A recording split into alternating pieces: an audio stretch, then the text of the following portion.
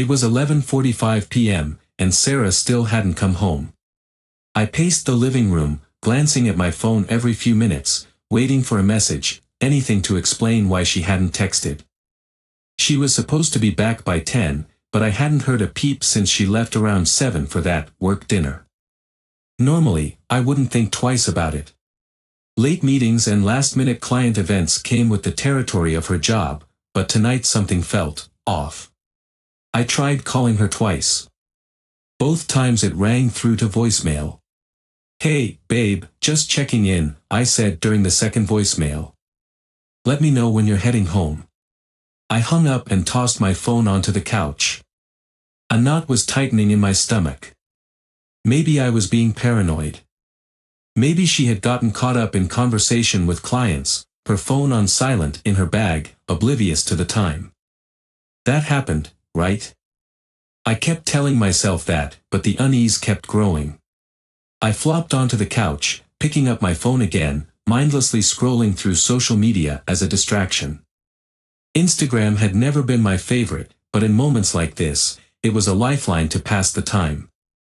As I flicked through the usual pictures of vacation selfies, coffee art, and someone's new puppy, a post popped up that made my thumb freeze. It was from Amanda, a colleague of Sarah's. She had posted a group photo at what was clearly not a work dinner. Lush drapes, low lighting, chandeliers. It was a party. In the center of the photo stood Sarah. My Sarah. But she wasn't in her usual business attire like she'd mentioned before leaving. Instead, she was dressed in a form-fitting black cocktail dress that I hadn't seen her wear in months. And she wasn't standing with clients. No. There, right next to her, his arm draped casually around her waist, was Mark. Mark. The name alone made my stomach turn. Sarah had mentioned him a dozen times over the past year, her boss, the company's charismatic VP. From the moment I'd first met him at an office Christmas party, I'd had an immediate dislike for him, the slick hair, the too perfect smile, the way he seemed to always hover just a little too close to Sarah. I zoomed in on the photo, trying to focus through the rush of heat building in my chest. Sarah was leaning into him, both of them smiling, laughing. There was an intimacy in their body language that made my skin crawl. I stared at the photo, my heart pounding in my ears. This wasn't a work dinner. This was some exclusive party, and Sarah hadn't mentioned it at all. She had lied to me. I scrolled through more of Amanda's photos. There were others. Each one showed the same thing, Sarah and Mark, laughing, standing too close, looking too comfortable. I tried to breathe, but the anger was boiling up inside me, too fast, too hot to contain. I dialed her number again. Voicemail. Again. I clenched the phone in my hand, barely suppressing the urge to throw it across the room. My thoughts raced, scrambling between disbelief, confusion, and a raw, burning sense of betrayal. What the hell was she doing there? Why hadn't she told me the truth? Unable to stand still any longer, I grabbed my keys from the counter and headed for the door. There was only one way I was going to get answers. As I swung the door shut behind me, my phone buzzed. A text. Finally. It was from Sarah. Sarah, sorry. It's running a little late. Be home soon. I stared at the screen, my blood boiling. Be home soon. After I'd just seen her at a party she'd conveniently left out. I took a deep breath, my fingers flying across the screen as I typed my reply. Me, where are you? I sent it before I could stop myself, feeling the words carry the weight of my suspicion. There was a pause. 3 dots appeared on the screen, then disappeared. My phone buzzed a moment later. Sarah, still at the dinner. Just finishing up. The lie hit me like a punch to the gut. I gripped the steering wheel, sitting in my car, parked in the driveway, seething. She was still lying, even now. I wasn't some naive idiot. I had the proof right there on my phone. The photo of her with Mark, at a party, having the time of her life, while I sat at home, waiting. Me, dinner, huh? Then what's with all the... The drive to the hotel felt like a blur, my knuckles white as I gripped the steering wheel. I replayed Sarah's lies over and over in my head, each word twisting the knife deeper. The text, her fake apology, the casual way she claimed she'd be home soon. And yet, there she was, at some fancy hotel party with Mark, acting as if she didn't have a care in the world. I pulled into the hotel's parking lot, my heart racing as I killed the engine. It was late, nearly 1 a.m., but the lobby was still lit up, the faint sounds of music filtering through the large windows. This was it. Whatever excuse Sarah had, I wasn't interested anymore. I needed to see the truth for myself. Inside, the party was still in full swing. Crystal chandeliers hung from the ceiling, casting warm golden light over the room. The clinking of glasses, laughter, and the low hum of conversation filled the space. I scanned the room, my eyes darting past the clusters of well-dressed executives and hotel staff until I found her. There she was. Sarah, sitting on a plush velvet couch near the back of the room. And, of course, right next to her, lounging comfortably, was Mark. They were both laughing, her head tilted back slightly as Mark leaned in, saying something too quietly for anyone else to hear. The sight of them together, so close, so intimate, made my blood boil.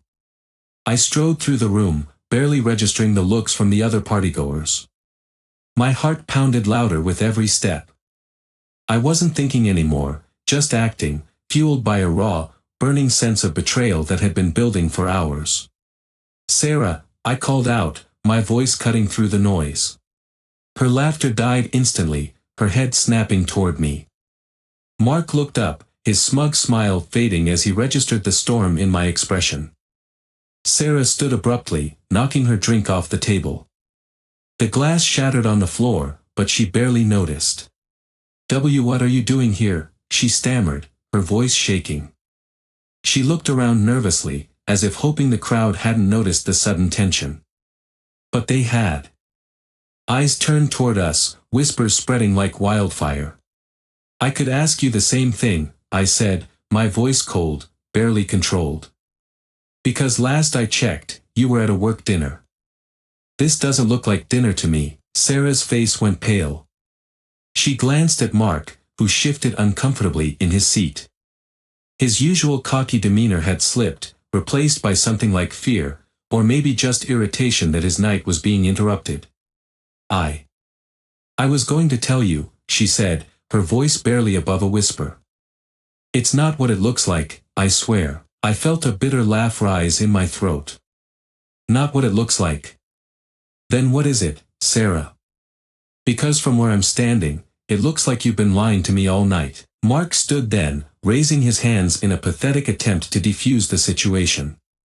"Look, man," he started, his tone condescending, "you're overreacting. This is just a little after-work celebration, that's all." "Don't," I snapped, my eyes locked on him. "Don't try to explain this away.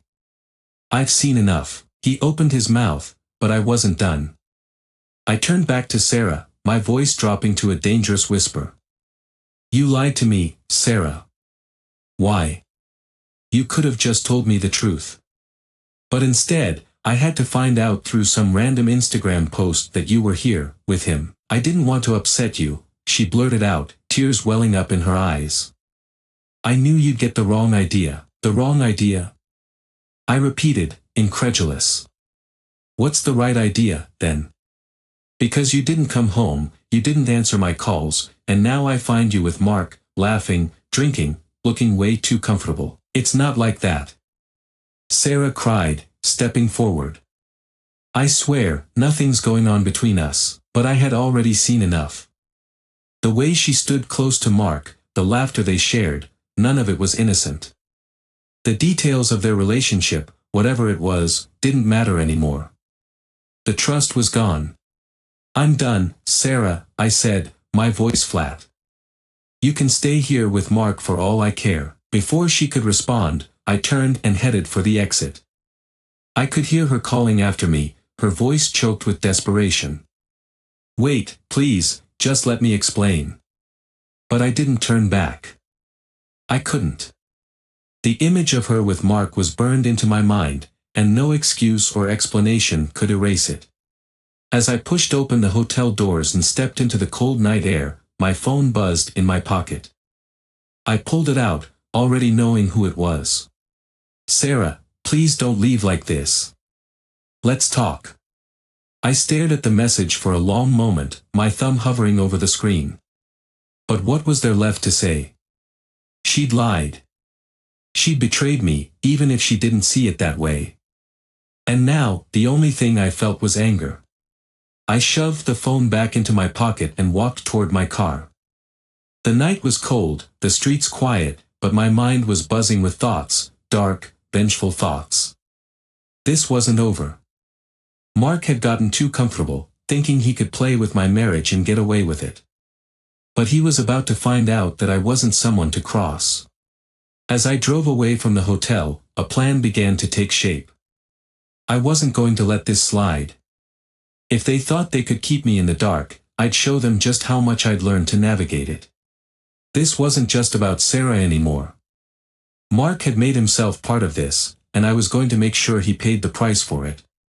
I barely slept that night, tossing and turning as thoughts of Sarah and Mark twisted in my mind like a tangle of vines.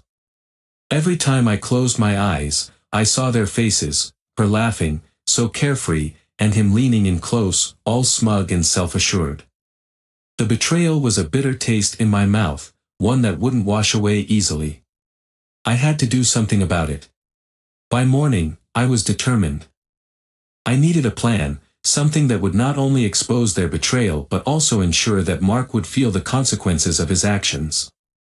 I had seen enough of this world to know that the best revenge was to hit where it hurt, their careers. I sat at the kitchen table, a steaming cup of coffee in hand, and pulled out my laptop. I logged into Sarah's company portal using the credentials she had shared with me in the past. She had trusted me with her password, a sign of our intimacy, or so I had thought. I could use that trust against her now. As I navigated through the internal files, my heart raced.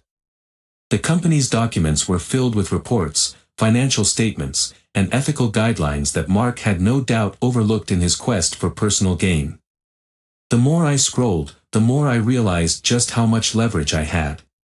If I could find something incriminating, something that would not only ruin Mark but also send a clear message to Sarah, I could turn this whole situation around.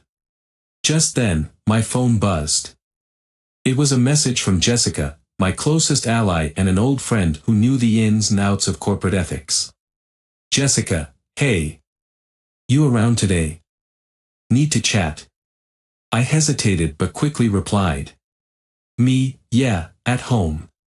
Can you come over?" Within the hour, Jessica arrived.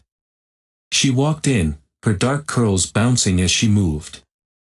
Her sharp eyes assessed me, taking in my disheveled appearance. "You look like you haven't slept in days," she said, concern creeping into her voice. "Yeah, I didn't," I admitted, gesturing for her to sit. "I need your help. What happened?" "You sounded serious in your text," she said, taking a seat at the table. I poured her a cup of coffee and filled her in on the events of the previous night, the Instagram post, the confrontation, and my growing plan for revenge. I watched her expression shift from concern to surprise and finally to determination. "I can't believe she would lie to you like that," Jessica said, shaking her head. "Mark is trouble. You're right to want to take him down. I need to expose them," I said, leaning in. "But it has to be smart. I don't want to come off as petty. I want to show them that there are consequences for their actions." Jessica nodded, her brow furrowing in thought. "What do you have in mind?" I pulled out my laptop, opening the company's internal database. I found some questionable transactions and a few documents outlining unethical business practices that could get Mark in deep trouble. If I can gather enough evidence, I could bring it to HR and blow the whole thing up at the upcoming corporate gala. "The gala?" Jessica's eyes lit up. "That's perfect. Everyone will be there. If you can present your findings during the event, it'll be the ultimate humiliation for Mark." Plus, it'll show Sarah what she's lost. I smiled, feeling a rush of excitement. Exactly. I'll have to work fast, but if I can compile everything by then, it'll make a strong case. We just need to keep it under wraps until the gala. Jessica leaned back in her chair, crossing her arms. We should also think about how to gather additional proof, maybe even a few witnesses who can back you up. If Mark has been doing this to others, it might strengthen your position. Good point, I replied. I can reach out to a couple of Sarah's colleagues. I know they don't trust him either. They might have something to share. Jessica nodded, her expression resolute. Let's make a list. We need to be organized about this if we're going to take him down. We spent the next few hours going over potential leads, piecing together a plan. With each name we added to our list, I felt more confident. I couldn't help but imagine Mark's face when I presented the evidence at the gala, how humiliated Sarah would feel seeing the truth laid bare. As we wrapped up our meeting, Jessica leaned in, her voice dropping to a conspiratorial whisper. And what about you and Sarah? You know this is going to change everything, right? I shrugged, pushing my coffee cup aside. I don't know. I guess I just want her to see what she's given up. This is about more than just revenge, it's about making her understand the gravity of her choices. But I'll figure that part out later. Jessica placed a reassuring hand on my shoulder. You're doing the right thing. And if you ever need backup, I'm here. We'll make sure Mark gets what's coming to him. As she left, a sense of purpose washed over me. I had a plan, a solid strategy that would turn the tables. And the upcoming gala? It would be the stage for my revenge. As I sat back down at the table, the initial wave of betrayal began to shift into something else, empowerment. I was taking control of the narrative. Mark and Sarah had thought they could play me for a fool, but I was about to prove them wrong. I opened my laptop, ready to dive back into the company files.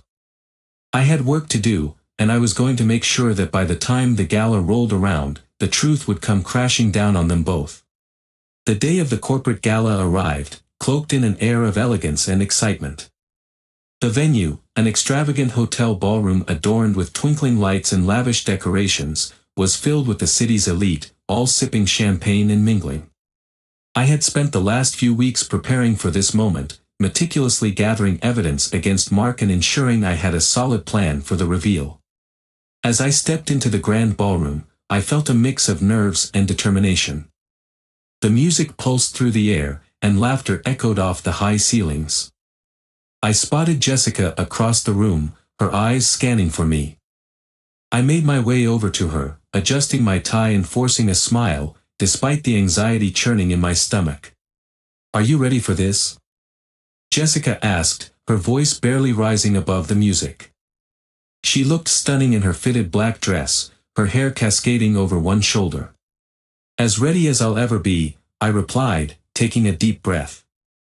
Once the speeches start, we'll make our move. We watched as employees and their partners arrived, each one mingling with laughter and toasting to success. Sarah was supposed to be coming with Mark, and I could already envision the moment they entered together, blissfully unaware of the storm brewing just beneath the surface. After some small talk, Jessica gestured toward the stage. Looks like they're about to kick things off.